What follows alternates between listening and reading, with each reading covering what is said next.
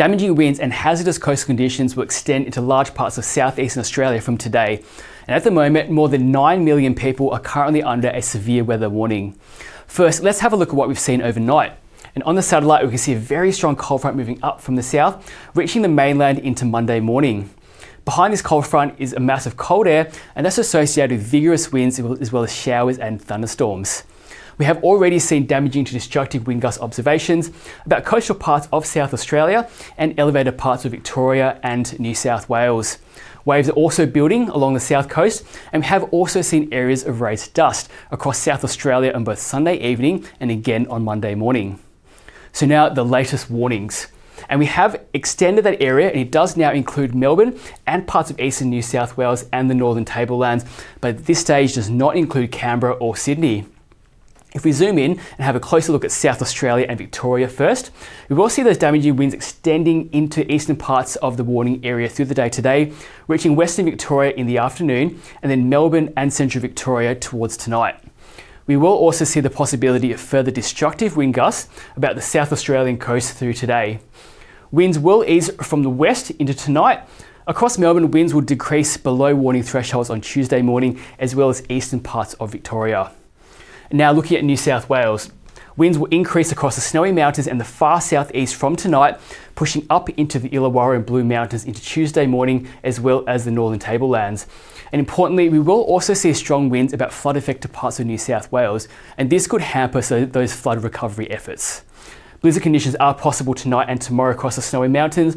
Winds will ease from the south during Tuesday, but could persist across northern parts of New South Wales into Wednesday morning. So in terms of possible impacts, we could see with those winds fallen trees and branches causing damage to property, dust and reduced visibility, as well as dangerous driving conditions and disruptions to services such as electricity if we see power lines start to topple over. Coastal hazard warnings are also in place for South Australia and Victoria, and that is particularly with the high tides coming through over the next few days. Combined with large waves through South Australia, we could see inundation of those low-lying areas, including around the Adelaide beaches. And for Victoria, abnormally high tides over the next few days, peaking on Tuesday. So if you're on the coast, those hazards include dangerous conditions on the water and the beaches with those large waves coming through. Inundation of low-lying areas and significant coastal and beach erosion is also possible. The latest computer model guidance shows that for the rest of today, that cold front moving through towards the east and a low pressure system behind it bringing very vigorous winds, showers and isolated thunderstorms. Rain and showers also increasing about eastern parts of New South Wales. And then on Tuesday, we see that cold front pushing further towards the east, gradually easing from the west, but still seeing showers and windy conditions along the coast, and it will remain windy across eastern parts of New South Wales. Finally, let's have a look at what rainfall totals we are expecting. And in the 24 hours to Monday night, we can expect to see those highest totals about the coast, generally 10 to 15 millimetres, but further inland, we're not expecting too much to make it further north. Places like the Sunraysia district do look to miss out completely, but also some totals building across New South Wales, particularly on and west of the Divide.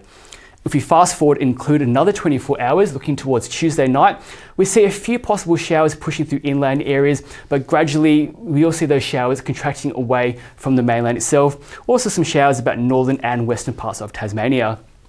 So with widespread damaging and possibly destructive winds to come across large parts of southeastern Australia, as well as hazardous coastal conditions, it is important that you have the latest information for your area. You can get these on our website and app, follow us on social media, and as always, please stay safe.